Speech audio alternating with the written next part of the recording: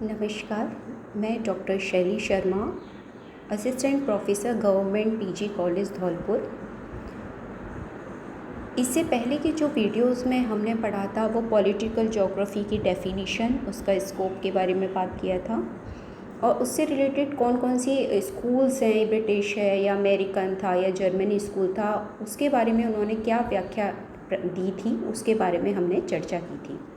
आज की वीडियो में जो हम चर्चा करेंगे वो करेंगे पॉलिटिकल ज्योग्राफी का नेचर क्या है, प्रकृति क्या है, मतलब इसमें क्या प्रक्रियाएं होनी चाहिए और किस तरीके से होंगी, उनके बारे में हम चर्चा करेंगे। देखिए, राजनीतिक भूगोल की अपनी एक अलग पहचान है। हम इसको राजनीति से नहीं जोड़ सकते, ना अलग से भूगोल। दोनों को अगर हम सम्मिलित रूप से समझेंगे तो ज़्यादा अच्छी तरह हम उस चीज़ को एक्सप्लेन कर पाएंगे और भविष्य में इसकी उपयोगिता को बनाए रख पाएंगे।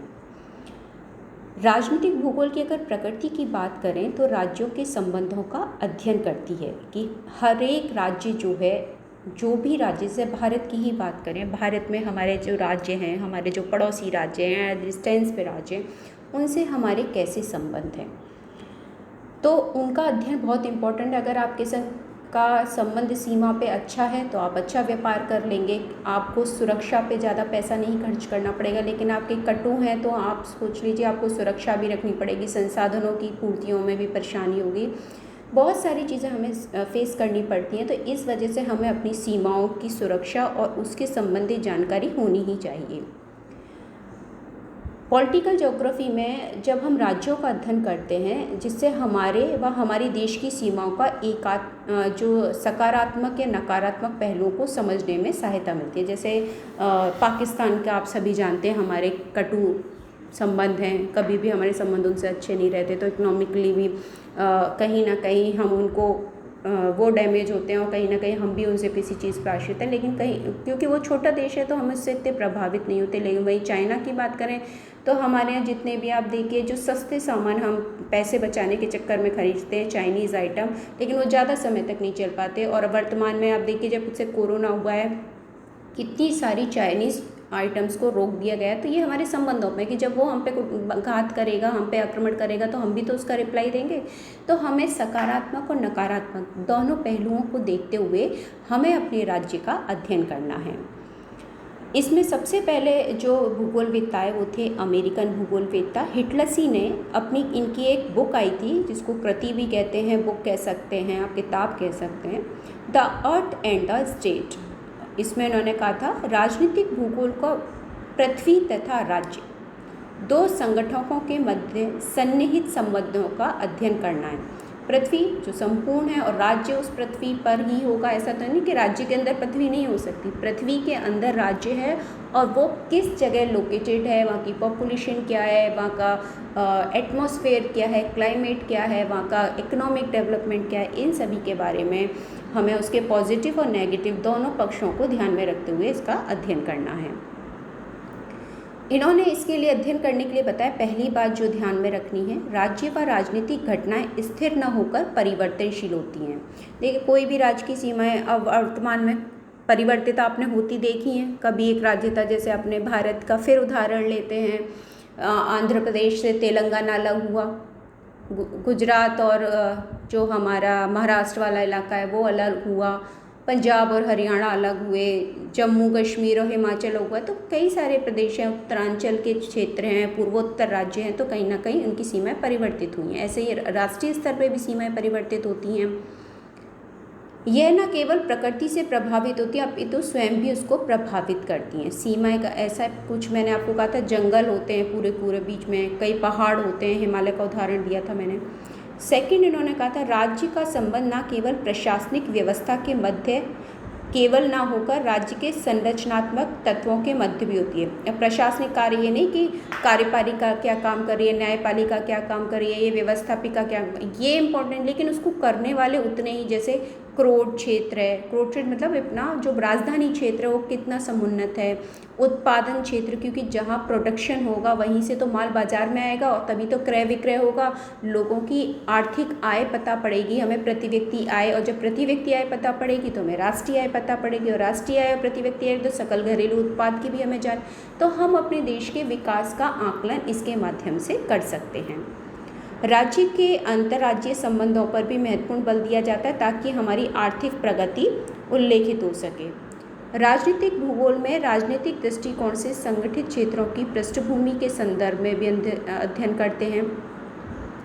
अब दृष्टिकोण क्या होना चाहिए? जो संगठित क्षेत्र हैं कि आपस में उनके अच्छा कोलैबोरेशन है, तो उनके आपस में क्या इकोनॉमिकली वो आपस में क्या लेन देन कर रहे हैं, या कल्चरली क्या लेन देन हो रहा है, ये सब इसमें इम्पॉर्टेंट होता है। 5वां पॉइंट था राजनीतिक भूगोल की अध्ययन की प्रकृति। राजनीतिक क्षेत्र या राज्य है जिसको आधार मानकर ही अध्ययन की प्रकृति स्पष्ट। तो बेसिकली जो हमें राजनीतिक भूगोल पढ़ना है वो किसी राज्य को लेकर अध्ययन करना है। ये नहीं कि हम संपूर्ण पृथ्वी को लेके, पर्टिकुलर राज्य को लेके या स्टेट को लेके जब हम उसको स्टडी करते हैं तो हमें उसके छोटे छोटे पक्षों को पढ़ने में आसानी रहती है और उसके बारे में ज़्यादा जानकारी मिलती है।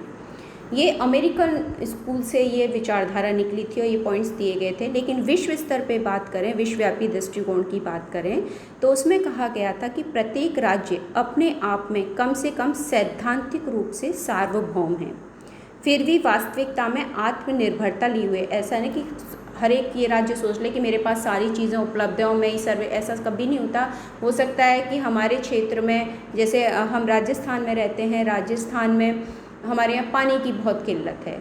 डेजर्ट 61.11% तो हमारे यहाँ डेजर्ट ही है। तो आपको खुद को पता है जब इतने इलाके में हमारे पास डेजर्ट है तो पानी की व्यवस्था, वो तो इंदिरा गांधी नहर के माध्यम से सिंचाई सुविधा उपलब्ध है, लेकिन हमारे यहाँ पर्टिकुलर नदियाँ नहीं हैं जिनसे हम पूरे साल भर हमें पानी की सुविधा उपलब्ध हो सके। तो कहीं ना कहीं वहाँ हम डिफीट खाते हैं और हमारे इकोनॉमिकली हम बैक में चले जाते हैं, क्योंकि इंडस्ट्रीज़ के लिए भी देखिए पानी की आवश्यकता है, बिजली की आवश्यकता है, जिसके लिए हमारे पास वो सुविधाएं उपलब्ध नहीं है। लेकिन फिर भी राजस्थान अपने आप को आगे रखे हुए, क्योंकि हमारे पास खनिज संसाधनों का अच्छा भंडार है। तो हमें ये भी ध्यान रखना है कि हम ये मान लें कि हम अकेले, लेकिन कई क्षेत्र हैं जहाँ पानी है तो हमें उनसे, जैसे हम, आपको पता है हिमाचल से सतलज नदी के माध्यम से इंदिरा गांधी नहर को पानी मिल रहा है। अगर हिमाचल वाले लोग हमें पानी की भर रोक दें तो हम कैसे करेंगे? तो आत्मनिर्भरता नहीं हो पाएगी ना, एक दूसरे से अंतर संबंध हमें रखने पड़ेंगे। राज्य के आंतरिक संबंध महत्वपूर्ण होने के साथ साथ विश्वव्यापी दृष्टिकोण को भी अपने आप में समाहित करना राजनीतिक भूगोल की प्रकृति है, जिसके लिए जो हमें पॉइंट बिंदु बताए गए वो हैं, पहला, राजनीतिक भूगोल की प्रकृति परिवर्तनशील है। ये हमेशा कहते हैं कोई राज्य पिछड़ा हुआ है, हो सकता है वो एडवांस हो जाए, सीमाएं परिवर्तित हो जाती हैं। यह परिवर्तन 3 रूपों में दिखाई देता है। एक तो प्राकृतिक रूप से जो परिवर्तन होगा वो 3 रूप में, एक तो भौगोलिक परिवर्तन जो कि बहुत कम देखने को मिलता है, प्राकृतिक रूप से ज़्यादा परिवर्तन हमें देखने को नहीं मिलेगा। हाँ, राजनीतिक परिवर्तन ये बहुत तीव्र गति से होता है, जैसे उपनिवेश बनते थे, वर्तमान में सीमाएं होती हैं, उनकी लड़ाइयाँ होती हैं। तीसरा होता है आर्थिक परिवर्तन, इसमें भी राजनीतिक परिवर्तन के प्रभाव स्वरूप ही परिवर्तन दिखाई देते हैं। जैसे आप देखिए चाइना ने हांगकांग में अपना, वियतनाम में अधिकार करने की कोशिश की। वियतनाम छोटा सा राष्ट्र था लेकिन उसने लड़के अपनी स्वतंत्रता प्राप्त कर ली। अब हांगकांग में उसका विरोध हो रहा है क्योंकि उसने सीमा बढ़ा के हांगकांग को अपने कब्जे में करने की कोशिश की। और क्यों? क्योंकि हांगकांग में डेवलपमेंट की बात कर रहे हैं या वियतनाम में उन्हें रिसोर्सेज मिलते हैं, पोर्ट मिलते हैं, इस वजह से वो उन क्षेत्रों को कवर करने की कोशिश करता है चाइना की साम्राज्यवादी नीति के कारण। तो ऐसे क्षेत्रों में राजनीति का पॉलिटिकली अगर देखें तो सीमाएं परिवर्तनशील होती रहती हैं। दूसरी बात, राष्ट्रीय राज्य की राजनीतिक घटनाओं को भी वैश्विक स्तर पर अध्ययन करना भी राजनीतिक भूगोल की प्रकृति में आता है।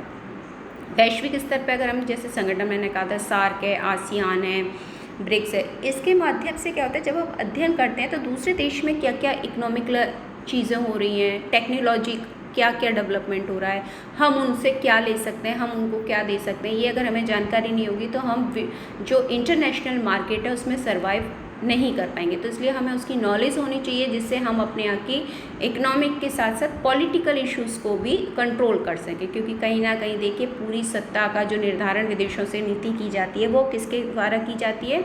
विदेश नीति के माध्यम से। और विदेश नीति कौन संचालित करता है? राजनीति के माध्यम से।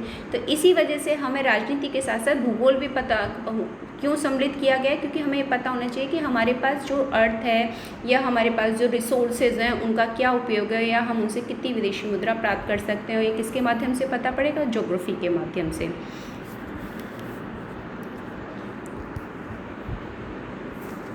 तो उन्होंने इन दो मुख्य बिंदुओं को विशेष आधार माना कि प्रकृति जो है राजनीतिक भूगोल की, हम उसको स्थायी नहीं मान सकते, वो परिवर्तनशील हो सकती है, लेकिन प्राकृतिक रूप से तो हम उसे उतना संबंधित नहीं कर सकते, लेकिन हाँ राजनीतिक रूप से और आर्थिक रूप से वो परिवर्तनशील रहती है। वर्तमान में अगर आप देखें तो आप रुपए की कीमत विश्व स्तर पर देखें तो बहुत अच्छी नहीं है हमारी, और अगर आप डॉलर से उसे कंपेयर करें तो आज डॉलर की रेट 72-73 रुपीज़ है। अगर हम रियाल से देखें तो रियाल तो 250 रुपये का आता है। तो हमारी इकोनॉमिक कहीं ना कहीं पॉलिटिकल रिसोर्स पर निर्भर करती है कि अगर हमारे यहाँ का शांतिपूर्ण माहौल है हमारे देश का, तो हम आंतरिक रूप से शांत है तो हमारा पैसा बचेगा, हम अपने डेवलपमेंट में काम कर सकेंगे, या हमें अपने स्ट्रक्चर की जानकारी है पूरे भारत के या जिस क्षेत्र में हम रहते हैं तो वहाँ क्या क्या नई खोजें हो सकती हैं, क्या क्या किया जा सकता है, ये सब भी हम उसमें परिवर्तित कर सकते हैं। तो एक तरीके से कहा जाए राजनीतिक भूगोल को में जो प्रकृति है वो कहीं ना कहीं परिवर्तनशील रहती है।